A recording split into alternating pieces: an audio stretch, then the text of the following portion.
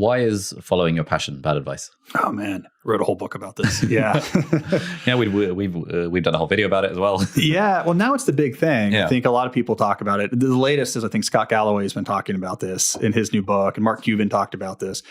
So let me just set the context though. Like why I was writing about that was I was finishing up academic work, right? So I had gone to grad school, got my PhD, was doing a postdoc, which is like the holding pattern before you go on the academic job market, right? I had this thought, if I was ever going to understand what leads people to really love their work, this would be the highest leverage point in my life to figure that out. Because if I go on this academic route that the momentum was going towards, that's it. That's job for life, right? It's like, okay, I want to make sure I really understand this question of how people love to work. So that's what motivated the book. So I look into the question.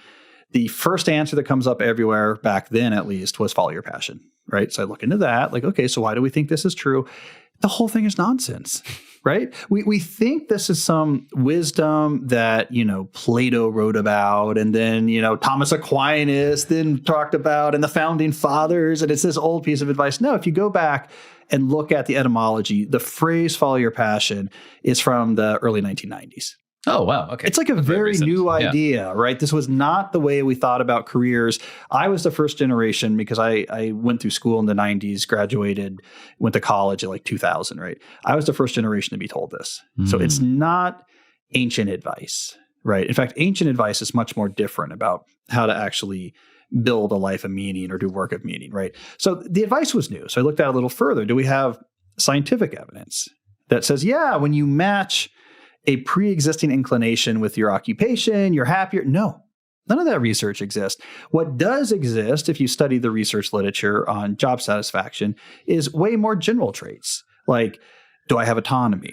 Do I have a sense of mastery in my work? Am I connected to other people in my work? Do I feel like my work is important? And none of these have to do with matching your job to a really specific passion. So then I said, okay, why is everyone giving this advice? And so I started tracking down the backstories of famous people who had famously said, follow your passion. 9 times out of 10, it's not what they did, right? They stumbled into whatever they ended up doing, and it transformed into a passion. So all this evidence came together. And I said, this is nonsense. Passion is great.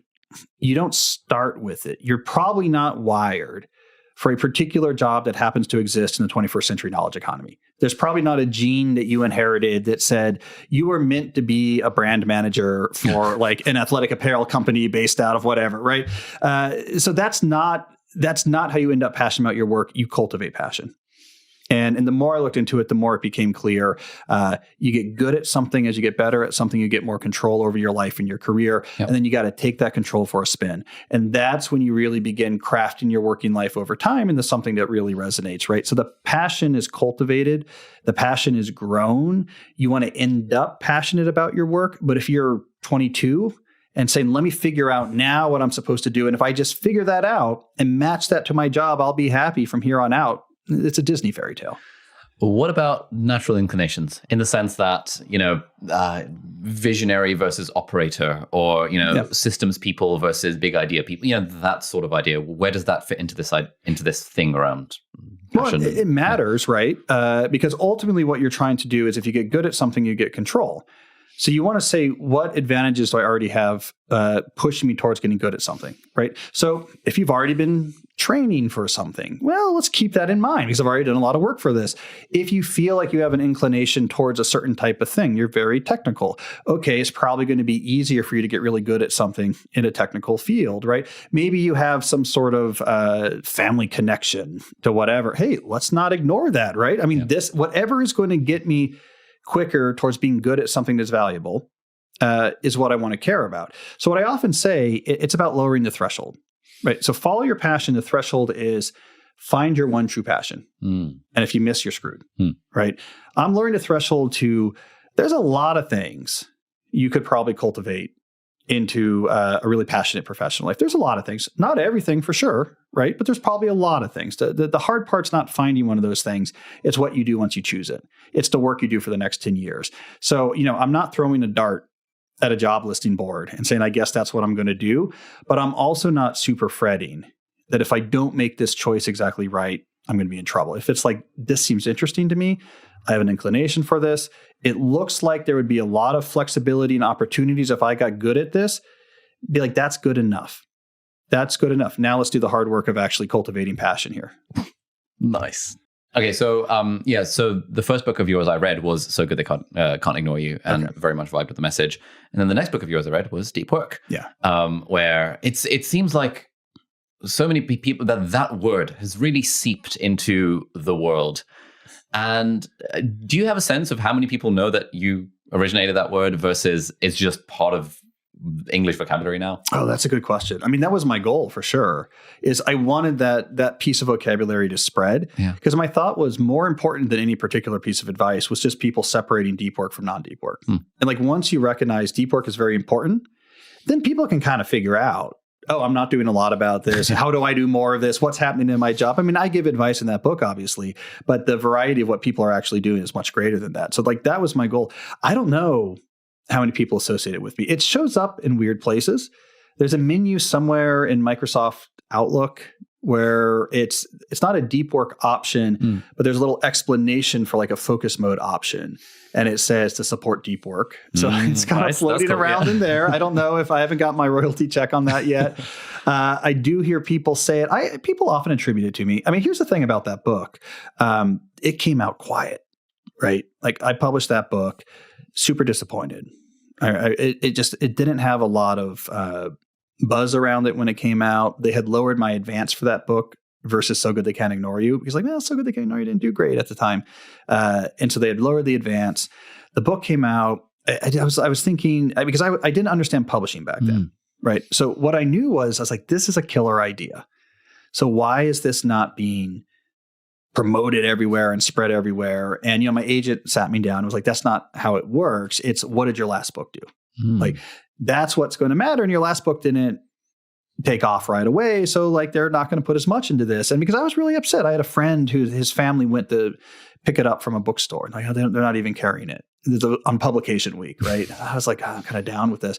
And then quietly in the background, at some point, they're like, this is kind of selling. Never on a bestseller list. Has never been on a bestseller list.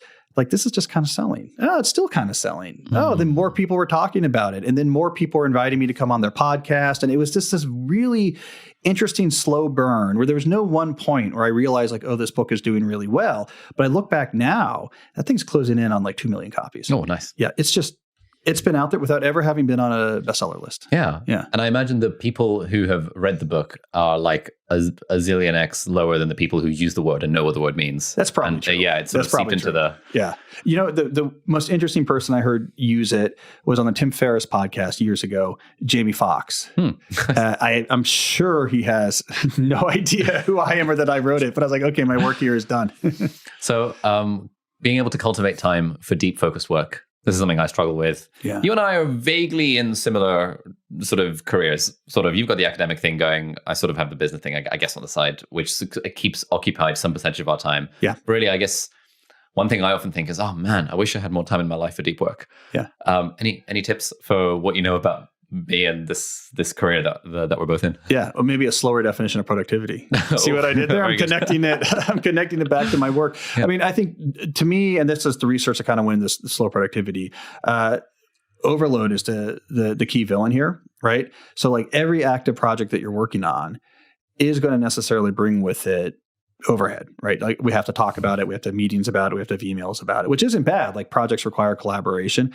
I'm more and more realizing the problem then is when we aggregate too many of those projects, because all that overhead adds up, right? So if there's 6 different active projects going on, it's really, really difficult to find time for deep work, because that's 6 projects worth of administrative overhead that all just overlap now, right? And it's all competing for the same time. So I've really never found a better general solution than reducing the number of things that I'm working on. Yeah. which I'm like you. I mean, I have so many interesting ideas and opportunities. And so I don't know if you do this, I go cyclical, right? So I'll have a bunch of ideas and I'll start doing things. And then I get really overloaded. I'm like, this is not good. I can't do deep work anymore. And then I really scale back, and then I get bored, and then I start like adding things back in. So my last overload was pandemic, right? So like, pandemic hits, I start to get kind of in a entrepreneurial hustle mode because, look, I'm a professor and a writer, right?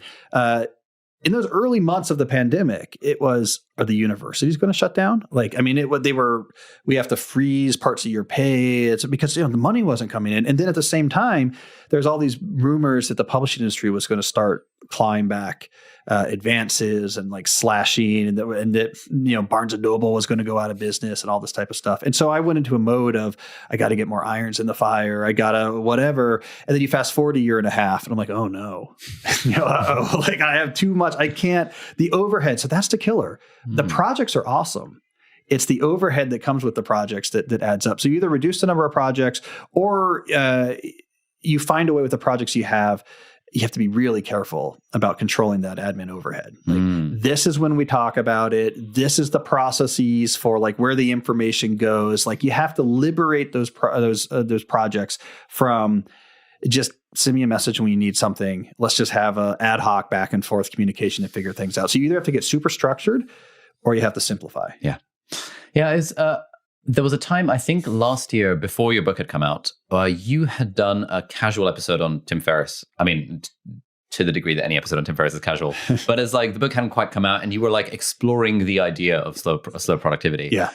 And you mentioned this overhead thing, and it sort of clicked something in me where I realized, kind of like in physics, like parallel versus series circuits. Yep. It's like you assume a parallel circuit is actually better because if I have these three things, then doing them all three at the same time. Yeah. The whole like consistency thing. I thought that the best way to write a book is work on it a little bit each day. Yeah. And if you work on the book a little bit each day and work on your YouTube videos a little bit each day and work on the business a little bit each day, surely everything gets done. Yeah. No, it doesn't. It's like basically zero gets done. And instead, what I found super helpful was doing things in series rather than parallel. Yep. This week, I'm just going to intensely focus on just the book. Yep. And then I'm going to forget about it. And then next week, I'm going to batch film some YouTube videos. And then next week, I'm going to work on the product and then go back to the book. Yeah. And even that, it sort of felt annoying because what I really wanted to do was, I'm just going to not make YouTube videos until I finish this book. Yeah. But then the business would have died. And so it's like, I've been trying over time to figure out what is the absolute minimum, what is the maximum number of projects that I have to have going at any one time? Yeah. And how do I just limit it to those things? So once I do one thing, then I move on to another. Well, actually, that's a really good strategy. I was actually just talking about something like this at the event I was at before this, because I was talking to actually a corporate crowd who had a lot of work. They tended to have a lot of work put on their plate that they couldn't say no to. Yeah. So it's an interesting case. So what do we do about that? And what I was advising they do is they said, okay, so you have this list of things you have to do. Write them down. Now let's put at the head of the list a small section that we call active. It's like, okay, these are the things I'm actively working on right now. Everything else, let's sort and call that waiting. Yeah. And what you're going to tell everyone and what you're going to do is only work on the active things. Right. And that means like that's what you're sending emails about, having meetings about. If it's not on the active list, you're not dealing with it. And as you finish an active thing, you can pull something else from the waiting list to have something new. So you only have 1 to 3 active things. Nice. Right. And I said, look, this works really well because you're only generating admin overhead from a small number of things. So you've agreed to all these things, but you've neutralized the admin overhead. Also be super transparent about this. I told them, put it in a Google Doc and show everybody. Here's your thing. It's position 7. And like as soon as it gets pulled into active, I will let you know. I'm all in on this right now. Like, call me. This is what I'm doing this week. Like, let's get into it. Like, let's get this done. Like, people know you have your act together. Mm-hmm. And so then they ask, like, well, what about, we have really big projects sometimes. Like, it's going to take a whole year. And the answer is, yeah, you have to break it into these smaller things and use these smaller chunks with the same method. I think that's what you were doing, right? And it's not, you're right, it's not great in the sense that it's not what your mind wants to do. Because it's not really, the right way is what you said, probably. And by right way, I mean the human brain as evolved, right? Is probably, I'm obsessed about this book till it's done. I'm obsessed with making these YouTube videos until like the season is over or whatever. Like that's probably the right way to do it. But taking a chunk, one chunk at a time and just doing that chunk, that's sort of like the best compromise. Because at the very least, during that week, you're not in the impossible micro situation of having to jump back and forth between 10 things. And because it's just impossible. Yeah. The macro switching is still frustrating. Yeah. But at least the work gets done. Yeah. But yes, that's a little, I mean, I feel the same way. I mean, all I want to do when I write is just write. And I can get away with about 3 months of that. I take the summers. So like I can do about 3 months of just writing and nothing else, but I need more than 3 months to finish a book. So like I'm happy for 3 months of my book writing. Yeah. And how are you thinking of that in relation to your podcast now? And I guess the YouTube channel, which seems to be blowing up. Yeah. So the podcast gets a half day a week. Oh, nice. That was the agreement I made with myself when I finally started a podcast in 2020 was it gets a half day a week. So to develop it, it's going to be slow. It's like slow productivity. It's going to be slow because I have to figure out what I'm doing, get good at what I'm doing first before I can do something else. Yeah. And if I want to add more, it has to fit within a half a week, right? So for me, that meant it starts simpler. And then I finally could make enough money from advertisements to have a producer. And now the producer can take these things off my plate. So now I can spend more time on that. And then finally we're like, okay, we want to do video, but it's got to fit within a half day a week. Okay, how are we going to do this? Well, we're going to have to set up this video rig, and here's the people who are going to work on it, and here's the pipeline. And I don't ever want to see a video editing piece of software or anything ever, right? We have this pipeline figured out. And we can't do X, Y, or Z for video, which would be better for the YouTube channel because that would take too much time. So what we can do is take the video straight from the podcast and put it out there. And then over time, we're like, YouTube doesn't really love that. It's like, okay, we're able to bring on someone now who can work on the video produced by the podcast and figure out how to, like, where to start and what thumbnail to put on. But all of it was slow because the podcast couldn't get more than a half day a week. So I treat the podcast more like a service obligation as opposed to a one-time project I'm trying to do. And I treat those two things differently because I'm always going to be doing the podcast. So now I have to really contain it and understand it and control its footprint so that it cannot expand beyond that footprint. But like a book chapter is different. It's like, I got to get this done. It's best that I just focus on this as hard as I can until it's finished. Yeah, nice. Yeah, I've landed on a similar conclusion with my YouTube channel in that it gets one day a week. Yeah. So fascinating. Yeah. So most Wednesdays, except today, where it's tomorrow. So tomorrow is filming day all day. Yeah. Where Tintin, our producer, will come in the morning at 9 a.m. with a coffee, and we'll chat shit for about an hour, and then we'll film a video, and the video will be prepped there, and then he will have rocked up with some title and thumbnail ideas. We may have some research that a researcher has done, but broadly, I'll sit down with a title that's given to me, and I'm like, okay, how would I teach this topic? Yeah. And then I draw some stuff on a whiteboard or whatever, and then I hit record and I talk. Yeah. And then we go out for lunch, and we come back and we do another video. And we get 2 videos done in a day, and it's a really fun day. It's fairly chill. Yeah. And the YouTube channel is like still growing with that method. This is the opposite of Mr. Beast. Oh yeah. Yeah. He's like, I'm going to spend the next month building some crazy thing. By the way, I love the same day prep. I do the same thing. Right. I think there's a lot of energy in it. Yeah. It's like I vaguely have an idea of like, here's a topic we're going to do. But yeah, I come in, I go to my studio, and it's like, let's prep. It takes like 90 minutes. My producer pulls the questions and stuff like that. But yeah, I love the energy of let's figure out what we're going to say. Ooh, this is good.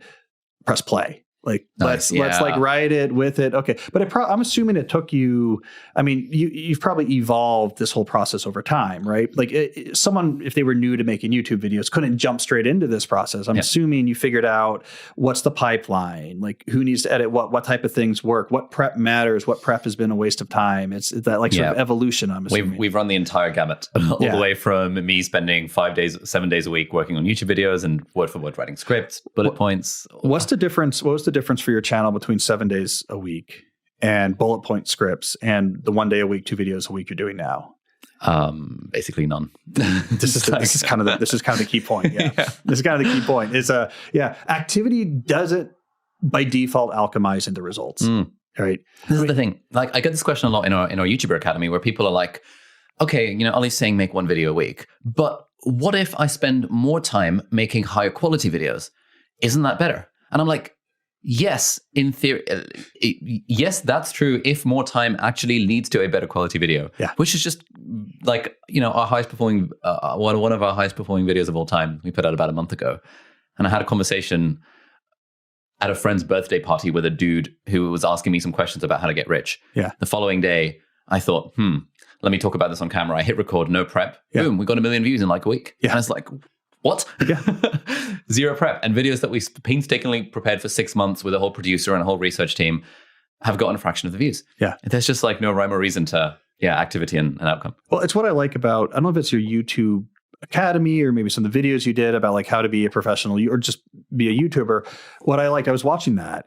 What I like is how much of it is, you have to train how to be like how to be on camera. You got to get just practice. It's, it's not the like here you're going to come up with like the magic idea and then you're guaranteed to succeed. It's like, no, it takes time. It's you got to keep doing things, but things that take time that you have to keep doing are not conducive with overload.